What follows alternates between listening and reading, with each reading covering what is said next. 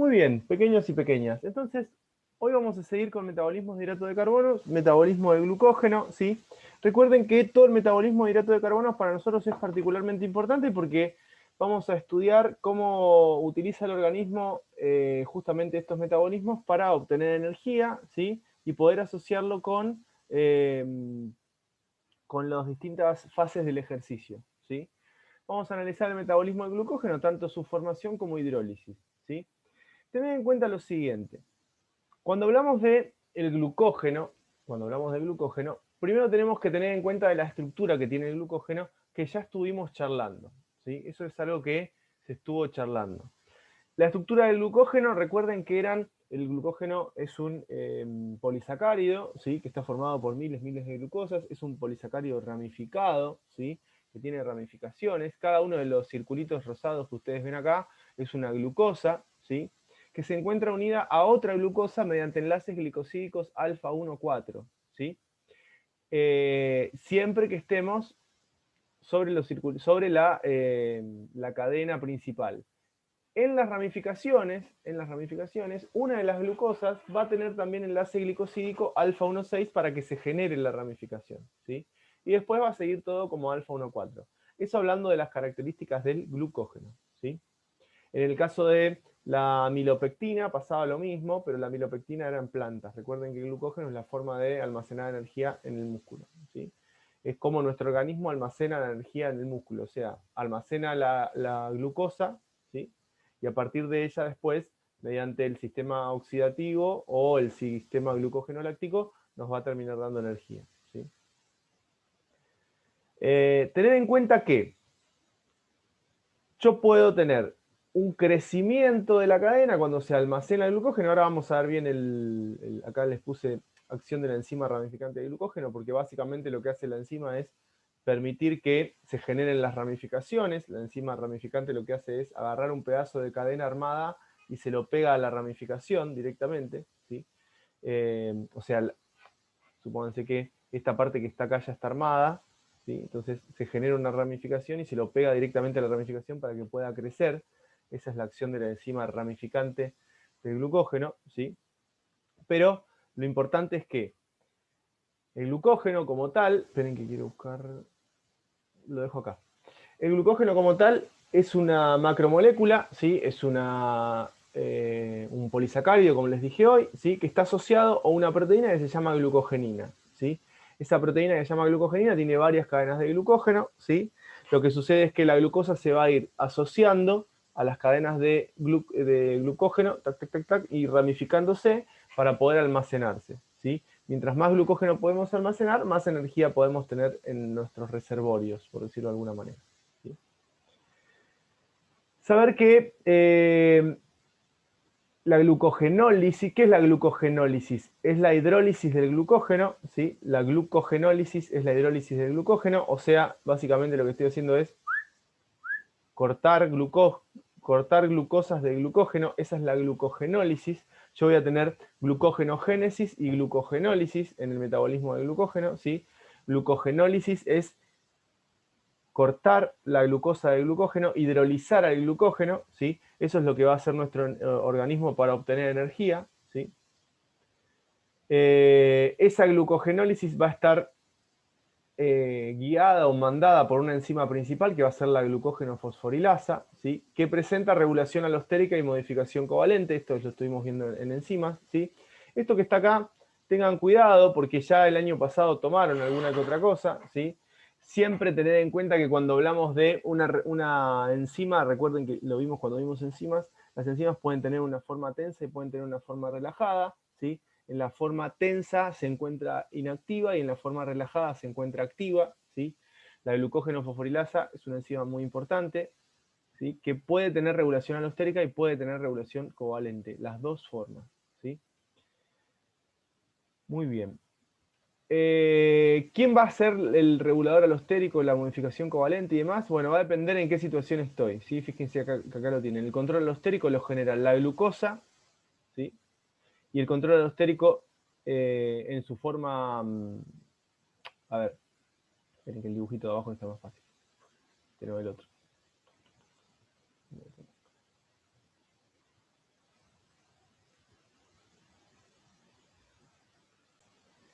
Tener en cuenta que cada vez que nosotros liberamos una glucosa, ¿sí? Fíjense que la liberación de la glucosa sucede mediante una fosforilación. ¿Ven? Este es el final de la glucosa. Se libera y me da glucosa 1-fosfato, que es la que está acá. La glucosa se libera y me da glucosa 1-fosfato. Se genera la ruptura de este enlace que tengo acá. ¿Estamos? Recuerden que siempre la remoción de la glucosa es por el extremo, ¿sí? O sea, siempre voy a estar cortando desde acá, ¿sí? Siempre se corta por ahí. ¿Estamos? Y se fosforila cada glucosa, dando glucosa 1-fosfato, ¿sí? O sea, en la hidrólisis del glucógeno me termina dando glucosa 1-fosfato, ¿está? Mediante la glucógeno fosforilasa, que es la enzima esta que está acá. La glucógeno fosforilasa es la que permite la hidrólisis del glucógeno, ¿sí? Perfecto. Esto es lo que veníamos viendo, viene, se va cortando, cortando, cortando, cortando, ¿sí? Y después tener en cuenta que para la hidrólisis de la glucosa que está en posición 6, de la glucosa 1,6-bifosfato, ¿sí? De la glucosa 6-fosfato, perdón.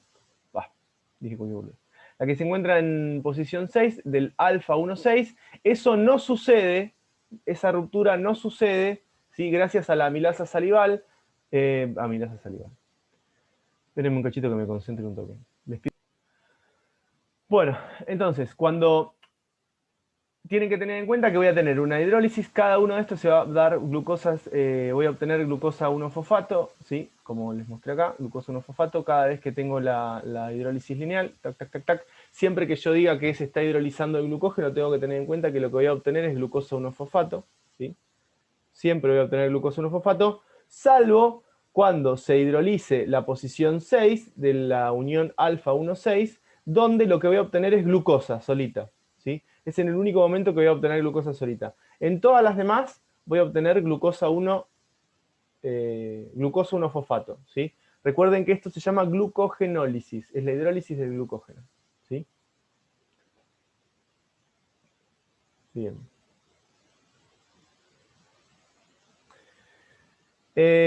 ¿Cómo se regula básicamente la glucógeno fosforilasa en el músculo? ¿Sí? Es por modificación covalente, ¿sí? La glucógeno fosforilasa en el músculo. Fíjense, el glucagón, ¿ven que tiene triangulito? ¿Qué quiere decir que tenga triangulito? Vieron que hoy les hablé del glucagón y de la epinefrina es la adrenalina también, por las dudas les digo. El glucagón y de la insulina, ¿sí? La epinefrina es adrenalina, que es lo mismo. Es que la aceleración de la enzima. favorece la actividad enzimática, ¿sí? Ojo con eso. Entonces, si yo tengo el glucagón, va a favorecer a la acción de la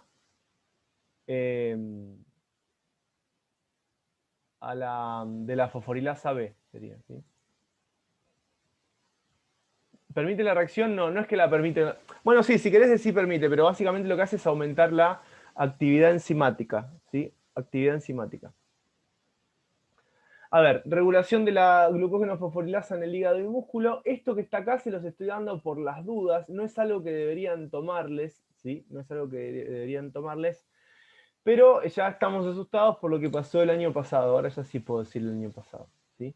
Fíjense que la epinefrina, recuerden que es la adrenalina, y el glucagón, ¿sí? Lo que hacen es aumentar la actividad enzimática de la glucógeno fosforilasa, ¿sí? De la glucógeno fosforilasa. Esto es miocito, esto es hepatocito. Hepatocito básicamente es el hígado, miocito es el músculo, ¿sí? Pero básicamente sucede más o menos lo mismo, ¿sí? Esa era lo que tenían que tener en cuenta. Fíjense que el glucógeno, ¿sí? Me va a dar glucógeno 1-fosfato, y a partir del glucógeno 1-fosfato yo puedo pasar directo a la glucólisis por conversión a glucosa 6-fosfato, o puedo obtener, esto va a pasar directo a la glucólisis por glucosa 1, que pasa a glucosa 6-fosfatos, esto va a aparecer en el músculo, ¿sí?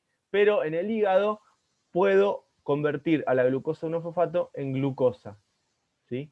Y la glucosa puede pasar a la sangre. Esa es una de las grandes diferencias que hay entre el metabolismo en el hígado y el metabolismo en el músculo. En el músculo yo no lo puedo convertir en glucosa, o sea que todo el glucógeno que se hidroliza, o sea, toda la glucosa que obtengo por hidrólisis de glucógeno en el músculo se va a convertir en energía, glucosa 6-fosfato y energía. En cambio, la hidrólisis del glucógeno en el hígado, ¿sí?, puede darme a mí glucosa, que eso va a ir a la sangre, que puede ir al músculo, por ejemplo, ¿sí?, o al cerebro o donde tenga que ir. Pero la diferencia fundamental que hay entre la hidrólisis del glucógeno en el músculo y la hidrólisis del glucógeno en el hígado es que en el hígado puede ir a la sangre y en el músculo no. En el músculo solamente voy a poder obtener energía. Eso es algo muy importante que tienen que tener en cuenta. Recuerden de la hidrólisis del glucógeno, ¿sí? Se los mostré hoy. Esta que está acá justamente es la reacción de la fosfoglucomutasa, o sea, la conversión de la fosfoglucomutasa lo que hace es convertir a la glucosa 1-fosfato en glucosa 6-fosfato, ¿sí?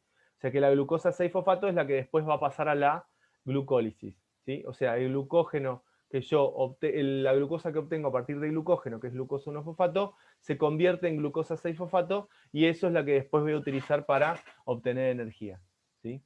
¿Se entiende lo que acabo de decir o no? Más o menos. ¿Puedes repetir? Sí.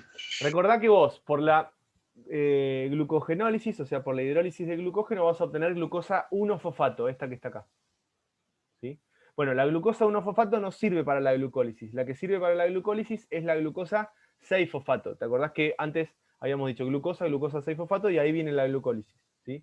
Bueno, cuando yo obtengo energía a partir de el glucógeno almacenado en el músculo, se libera glucosa 1-fosfato. Bueno, esa glucosa 1-fosfato se convierte en glucosa 6-fosfato por medio de la fosfoglucomutasa, ¿sí? Y esta es la que después me va a terminar dando energía. Esta enzima, la fosfoglucomutasa, está en el músculo. O sea que yo puedo obtener, a partir del glucógeno muscular, puedo obtener glucosa para después poder obtener energía, ¿sí? Como glucosa 6-fosfato. Bien, síntesis del glucógeno. La síntesis del glucógeno es la glucogenogénesis, ¿sí? La síntesis del glucógeno es la glucogenogénesis, ¿sí? La de recién era la glucogenólisis.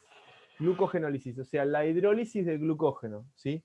Esto que está acá es la glucogenogénesis.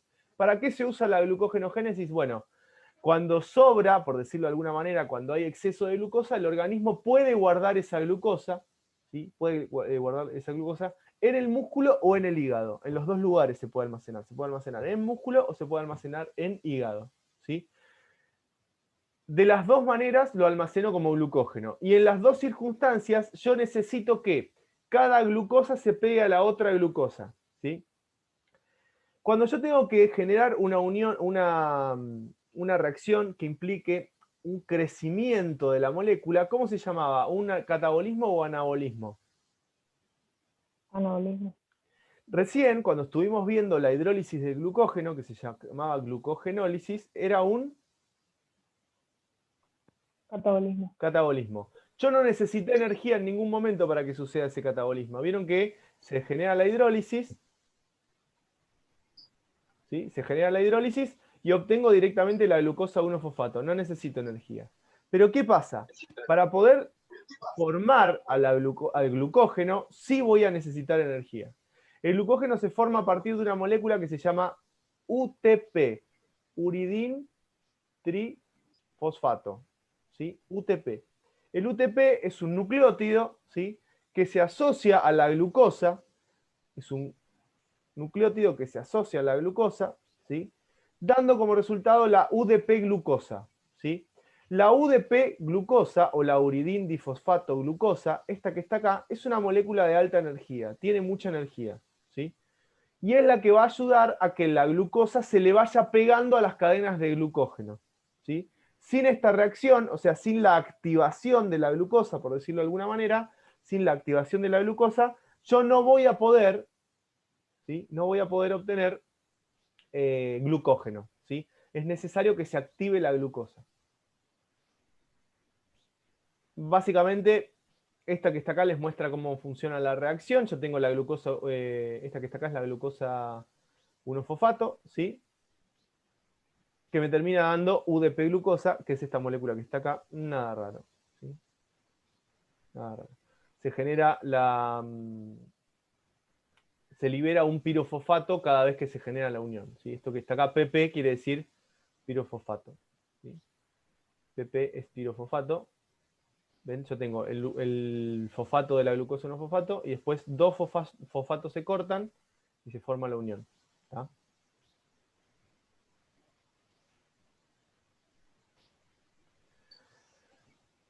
A ver, esto que está acá es para entender cómo se alarga la cadena de glucógeno mediante la enzima que se conoce como glucógeno sintasa, ¿sí? La glucógeno sintasa es la que permite la formación de la cadena de glucógeno. ¿Cómo va a suceder esto? Bueno, necesito que una glucosa se una, ¿sí? Que una glucosa se una a la cadena de glucógeno que está preformada. En general, siempre vamos a estar hablando de una cadena de glucógeno preformada, primero porque es muy difícil que se vacíe completo el glucógeno, y segundo porque la glucogenina tiene una pequeña actividad enzimática que permite armarse pequeñas cadenas de glucosa para que se puedan unir las que vienen, ¿sí? Entonces, ¿cómo va a suceder esto? La UDP glucosa va a reaccionar con la cadena, ¿sí? Por medio de la glucógeno sintasa, nada más que eso, ¿sí? Nada más que eso, no es demasiado complejo cómo se va a formar. Lo que tienen que entender es que para que suceda la unión de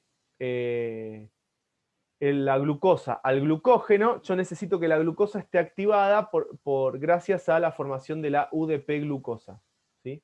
La UDP glucosa es la que va a favorecer. Entonces, la UDP glucosa se va a unir al glucógeno, ¿sí? Y lo que les va a dejar, ¿qué es? Va a dejar la glucosa que se asocia, que sería esta que está en verde oscuro, ¿sí? Y se va a liberar UDP. O sea, voy a recuperar el nucleótido, por decirlo de alguna manera. Esto que les empecé a hablar de la enzima ramificante, se los muestro ahora, ¿sí? Las cadenas se van a hacer cada vez más largas, cada vez más largas, cada vez más largas. O sea, la glucógeno sintasa tiene la capacidad de alargar la cadena con glucosas. Eso hace la glucógeno sintasa. Alarga la cadena, la alarga, ¿sí? No tiene la capacidad de ramificarla. Hay una enzima que se llama enzima ramificante, ¿sí? Que lo que hace es corta un pedacito de cadena. ¿Ven? Corta un pedacito de cadena. Esta parte que está acá en amarillo, ¿sí? Y se lo pega a otra cadena que es muy larga para generar la ramificación, ¿sí? Esa es la capacidad que tiene la enzima ramificante. Entonces, la glucógeno sintasa lo que hace es alargar la cadena con glucosa, tac, tac, tac, tac, tac, tac. Y una vez que está muy, muy, muy larga, viene la enzima ramificante, corta un pedacito y se lo pega en algún lugar, ven, como se lo pega acá adelante, ven, saqué este pedacito que está acá, lo saco, acá no está más, ¿sí? Lo saco y se lo pego a una cadena que se formó con la glucógeno sintasa más adelante generando la ramificación, ¿sí? Recuerden que el glucógeno tiene ramificaciones más o menos cada 4 o 5 glucosas, ¿sí?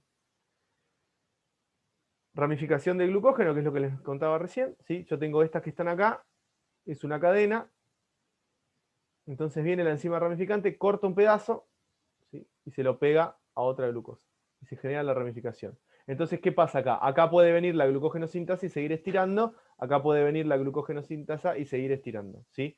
¿Qué necesito hacer con la glucosa para que funcione la glucógeno sintasa? Les pregunto.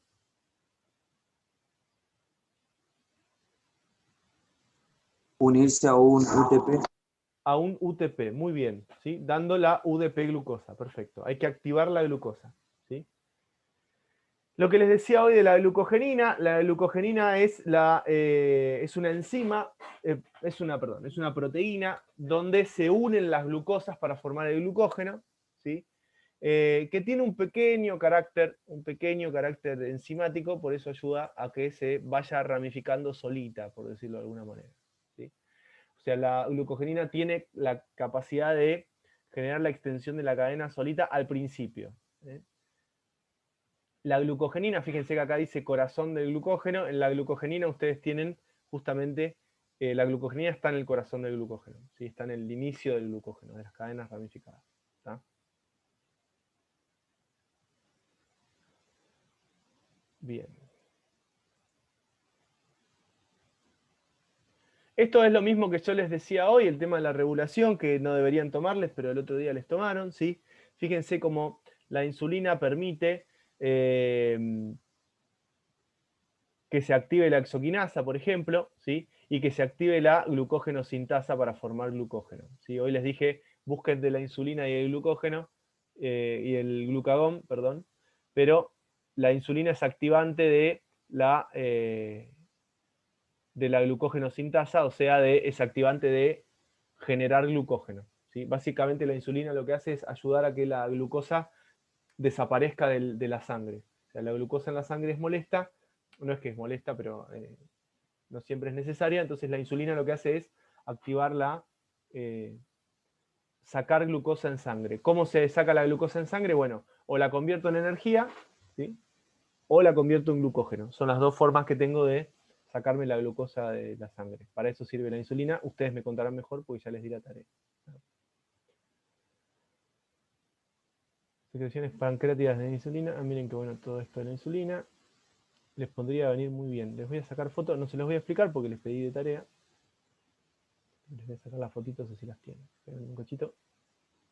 ¿Alguna duda con el metabolismo? Lo que va a suceder con el glucógeno básicamente son dos cosas. Una es que lo voy a formar, ¿sí? Glucógenogénesis, y la otra es que lo voy a hidrolizar, glucogenólisis. ¿Sí? Eso es lo que tienen que tener bien en cuenta para la formación del glucógeno. ¿Sí? Recuerden entonces que esas dos cosas es lo que van a tener que estudiar. En la glucogenólisis es la hidrólisis de glucógeno, ¿sí? Siempre que se hidroliza, siempre que obtengo glucosa a partir del glucógeno voy a obtener glucosa 1-fosfato, ¿sí?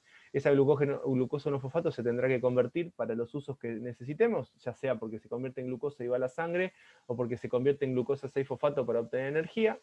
Y después entender que para poder formar al glucógeno necesito que la glucosa se active, ¿sí? Se active dando UDP glucosa. Esa UDP glucosa se va a ir agregando a las cadenas de glucógeno, ¿sí? Mediante la glucógeno sintasa, ¿sí? Y también con ayuda de la enzima ramificante. ¿Eh? Algunos pasitos, glucogenogénesis, ¿sí? Glucogenogénesis es la formación de glucógeno. Ven, acá tengo cómo formar y cómo activar la UDP glucosa, ¿sí? Que es lo que les venía contando recién. ¿Cómo se genera la polimerización? Básicamente es que empiezo a obtener un montón de glucosa, se le van pegando a la cadena de glucógeno, ¿sí? Y la ramificación por medio de la enzima ramificante. ¿Estamos? La ramificación por medio de la enzima ramificante, que esto ya se los expliqué. Eso sería lo ideal terminar, pero no terminamos porque les tengo que explicar. Esto es una vía que es particularmente importante. Esto se usa en bioquímica más que nada. A ustedes se las dan como para que tengan ideas de que existen y que esto que lo otro. Es una de las formas que tiene el organismo de obtener de obtener NADP, perdón, no me salía. Si tiene una fase oxidativa y una fase, tiene una fase que es oxidativa y una fase que no es oxidativa, ¿sí? Con la vía de las pentosas, una de las funciones principales es la de poder obtener NADPH. Y la otra de las funciones principales es la de poder obtener distintos tipos de esqueletos carbonados o distintos tipos de azúcares para otros metabolismos. O sea, la vía de las pentosas ayuda mucho a obtener esqueletos, ¿sí? Y precursores de otras sustancias que el organismo va a utilizar más adelante. Particularmente yo me voy a quedar con la primera parte, la fase oxidativa, que es la que nos va a servir a nosotros para entender cómo se obtiene el NADPH, ¿sí? Que es un agente, el NADPH es un agente reductor, ¿sí? Fíjense, la vía de las pentosas parte desde glucosa 6-fosfato, ¿sí? Parte desde glucosa 6-fosfato. Ese es el inicio de la vía de las pentosas, ¿sí? Inicio de la vía de las pentosas. La glucosa 6-fosfato, por medio de una oxidación, esto es NADP, que se convierte en NADPH por medio de una oxidación, ¿sí? Me da una lactona. Fíjense que ni siquiera les digo el nombre. Les digo, me da una lactona, ¿sí? Una lactona es como si fuera una glucosa oxidada, ¿sí? O sea, me da una lactona. O sea, parto de la glucosa 6-fosfato y obtengo una lactona, que no me preocupa tanto su nombre. Lo que me importa a mí es que en el primer paso de la vía de las pentosas voy a obtener NADPH. Eso es lo que a mí más me va a importar, ¿sí? En el segundo paso de la vía de las pentosas, ¿sí? En el segundo paso, la lactona se abre y me da este 6-fosfogluconato, ¿sí? Y en el tercer paso de la vía de las pentosas, vuelvo a tener un agente oxidante, que es el NADP, ¿sí? Y obtengo NADPH y ribulosa 5-fosfato. Ribulosa 5-fosfato. Esto que está acá y esto que está acá, la ribosa 5-fosfato, fíjense, obtengo ribulosa 5-fosfato que después se convierte en ribosa 5-fosfato. La primera parte de la vía de las pentosas se utiliza principalmente, voy a usar el marcador acá, para buscar este NADPH, en realidad lo que nos va a importar a nosotros es este NADPH y esta ribosa 5-fosfato. Estos dos son agentes reductores que el organismo va a utilizar y mucho. Y la ribosa 5-fosfato, ¿sí?, se utiliza en la obtención de nucleótidos. O sea, de acá se va a poder obtener, ¿sí?, se obtiene para ¿cómo se dice? En los metabolismos de nucleótidos, ¿sí? Metabolismo de nucleótidos. Esto es lo más importante de la primera parte o etapa oxidativa de la vida de las pentosas, ¿sí? ¿Ven? Fase oxidativa de la vida de las pentosas, acá ahí estaba separada de una manera en particular, acá la tienen toda de corridito, ¿sí? Tengo la glucosa 6-fosfato, obtengo la lactona, ¿sí? Obtengo el NADPH que les dije que era muy importante. A partir de esto, después se hidroliza, digamos, se rompe, se abre, se hidroliza la lactona, ¿sí? Y vuelvo a obtener otra vez otra reacción de oxidación, ¿sí? Vuelvo a obtener otra vez NADPH, ¿sí? Y ribulosa 5-fosfato, que por medio de una isomerización me da ribosa 5-fosfato, que es lo que estoy buscando. Esto es lo que quiero, lo que me interesa de la primera fase de la vida de las pentosas. Me interesa los dos NADPH y me interesa la ribosa 5-fosfato. Acá tienen reacción por reacción, paso 1, paso 2, en que se hidroliza, está cerrado acá y acá se abre, ¿sí? Acá tienen la oxidación, tiene el oxidrilo que se convierte en un grupo ceto, ¿sí? En realidad esto es un acetal que se convierte en un ácido carboxílico, un hemiacetal que se convierte en un ácido carboxílico. Acá tienen la hidrólisis, acá tienen la oxidación de nuevo, ¿sí?, donde obtengo el NADPH y encima se libera un dióxido de carbono para tener a la ribulosa 5-fosfato. Esto que está acá, 1, 2, 3, 4, 5, es una pentosa, ¿ven? Por eso se llama vía de las pentosas, porque obtengo pentosas, ¿sí? Y después, la ribulosa 5-fosfato, ¿sí?, me va a terminar dando ribosa 5-fosfato, que era lo que yo les decía, ¿sí?, lo que les daba. Acá está la segunda etapa, la segunda fase, ¿sí?, que es donde yo empiezo a obtener todos los esqueletos carbonados que les dije hoy que eran sumamente importantes. Fíjense, esta es la ribosa 5-fosfato, la que les mostré hoy. Pero acá tengo silulosa 5-fosfato, ¿sí? Y a partir de estos, yo ya empiezo a tener distintas... Esperen un cachitito.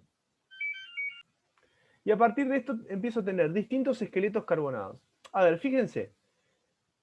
Primero que nada, se unen entre sí la ribosa 5-fosfato y la silulosa 5-fosfato, ¿sí?, para dar dos moléculas diferentes, el gliceraldehído trifosfato y esta molécula gigantesca que está acá, ¿sí?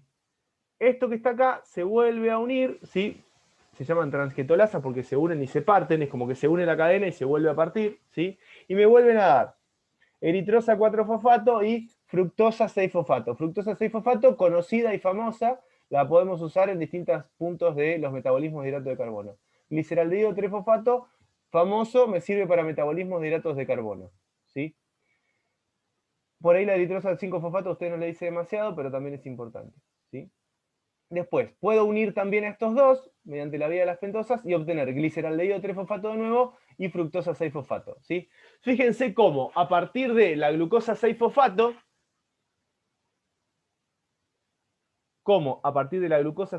luego de dos oxidaciones y la obtención de la ribosa 5-fosfato, yo voy a poder obtener un montón de esqueletos carbonados diferentes, ¿sí?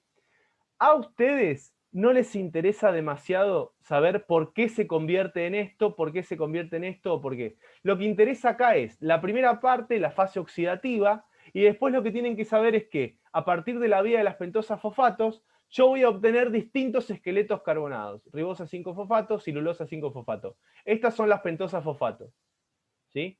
Y a partir de estas dos pentosas fosfatos que yo obtengo, la ribosa 5-fosfato y la silulosa 5-fosfato, voy a poder obtener gliceraldehído 3-fosfato, fructosa 6-fosfato, ¿sí? Cilulosa 5-fosfato, entre otras cosas. ¿Estamos? No es para nada el metabolismo más importante para ustedes, ¿sí? Pero sí la primera parte donde obtienen el NADPH. Eso es importante, y saber cuáles son los distintos esqueletos carbonados importantes que vamos a obtener, ¿sí? Esta que está acá es el resumen de la fase no oxidativa. Igual, para mi gusto, yo les copié este es más fácil de entender, ¿sí? Y este que está acá también, vamos a copiarlo. Esto se los doy, chicas, chicos, para completar el metabolismo de hidrato de carbono. Es muy raro que lo tomen, ¿sí? Es muy raro que lo tomen. No quiere decir que no lo vayan a tomar. En resumen, básicamente lo que dice es que la vía de las pentosas se va a activar dependiendo de las necesidades de la célula. O sea, no está funcionando constantemente, ¿sí? Necesito, por ejemplo, no siempre voy a obtener ribosa 5-fosfato si no necesito obtener un nucleótido en particular, ¿sí? Muy bien.